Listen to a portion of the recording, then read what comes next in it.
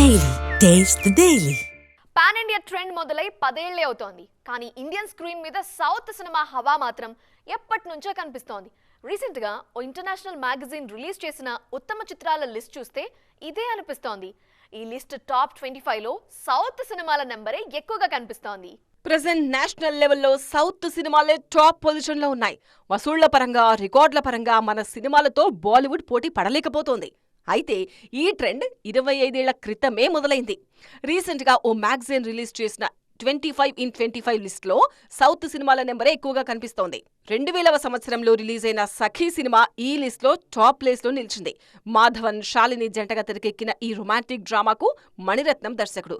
Classic love స్టోరీగా పేరు తెచ్చుకున్న సఖీ the best list లో టాప్ చైర్ ఆక్యుపై చేసింది. 2వ స్థానంలోనూ మాధవన్ సినిమానే ఉంది. కమల్ హాసన్, మాధవన్ కాంబినేషన్ లో తెరకెక్కిన సినిమా సెకండ్ పొజిషన్ లో ఉంది. బాలీవుడ్ నుంచి షారుఖ్ ఖాన్ హీరోగా తెరకెక్కిన sports drama Chak De India 5వ స్థానంలో నిలిచింది. గేమ్ తో పాటు ఎమోషనల్ కాంటెంట్ కూడా బాగా కనెక్ట్ కావడంతో చెక్ దే ఇండియా సంచలన విజయం సాధించింది. ఇండియన్ క్లాసిక్స్ లో ఒకటిగా నిలిచింది.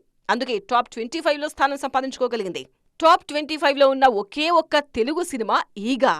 రాజమౌళి దర్శకత్వంలో ఈగా మెయిన్ లీడ్ గా తెరకెక్కిన ఈ సినిమా 10వ స్థానంతో సరిపెట్టుకుంది. అయితే జక్కన్న తెరకెక్కించిన బాహుబలి, RRR సినిమాలకు టాప్ 25 లో స్థానం దక్కకపోవడమేంటన్న డౌట్స్ కూడా రైజ్ అవుతున్నాయి.